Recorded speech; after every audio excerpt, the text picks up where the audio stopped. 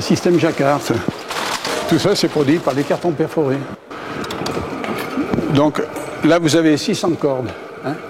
Là, il y en a, je ne sais pas, à peu près 350 qui fonctionnent. Là-haut, dans ce qu'on appelle la mécanique, cet appareil que vous voyez là-haut, vous avez 600 crochets aiguilles, comme ça. Si le carton est plein, l'aiguille est repoussée. Si le carton est perforé, l'aiguille reste en place. Il y a un système qui soulève le crochet. Ce crochet tire une corde et soulève un fil. C'est le système Jacquard. Au bout de chaque corde, vous avez ce qu'on appelle une lisse, comme ça, vous voyez. Vous avez un petit anneau, là, vous voyez, au milieu. Le fil est passé dans l'anneau. Et dessous, vous avez ce qu'on appelle un fuseau, c'est un contrepoids, pour que la lisse retombe bien quand elle a été soulevée. Donc le tissage, c'est un croisement de fils, de chaînes et de trames, mais commandé par les cartons. Chaque fil a une place bien précise, et c'est ce qu'on appelle le carton d'encroix, qui donne chaque emplacement de fil. On est obligé d'en croiser pour que ce soit normal, pour que le tissage se passe dans de bonnes conditions. Ce qu'on appelle des encroix, c'est ça. Là, on est en train de mettre en place, et donc chaque encroix, vous voyez, donne l'emplacement des fils. Vous voyez. Voilà le bio. Ben, on va enrouler le fil de chaîne en prévision du tissage. C'est la soie artificielle ou la soie naturelle qui est enroulée. Alors il peut y avoir 60, 70 fils, 80 fils, tout dépend, qui sont roulés. L'opération, ça s'appelle lourdissage. Le fait d'enrouler ces fils. Et tout ça, c'est à l'arrière du métier.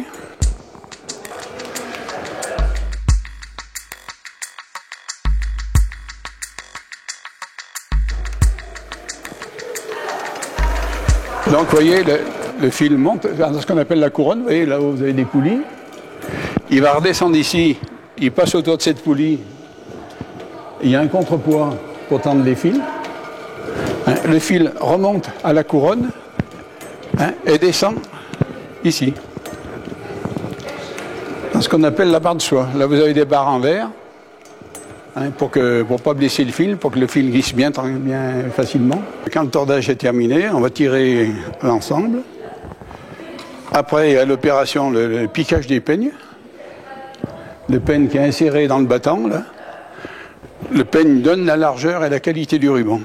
Donc il faut de l'acier de première qualité pour ne pas blesser le fil, évidemment.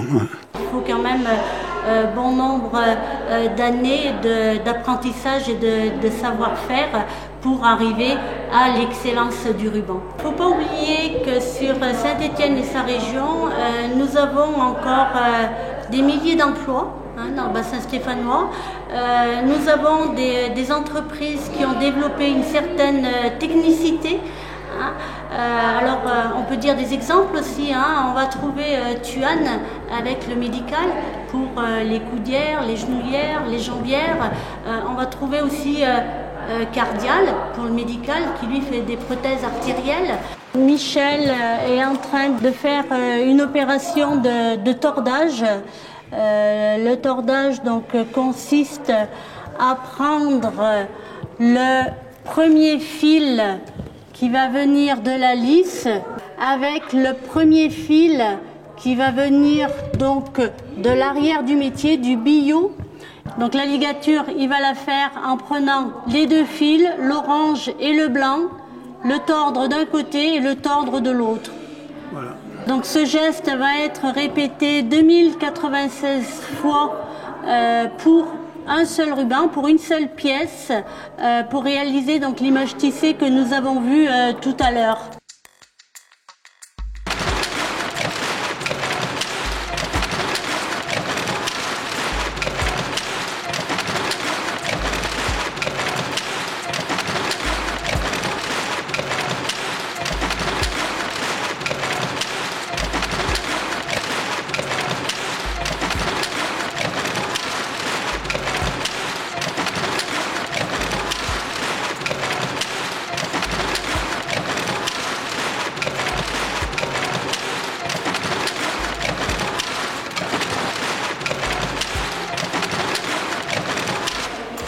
Donc le passementier est non seulement tissé, mais il doit réparer son métier, il doit le régler.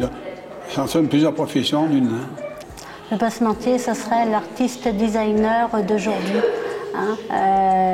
C'est vrai parce que les passementiers étaient toujours prêts à améliorer le produit d'excellence, à améliorer bien entendu la condition de travail, à améliorer bien l'esthétique, comme vous avez pu le voir, beaucoup de marqueterie, beaucoup de moulures sur chaque métier et en permanence en quête d'excellence.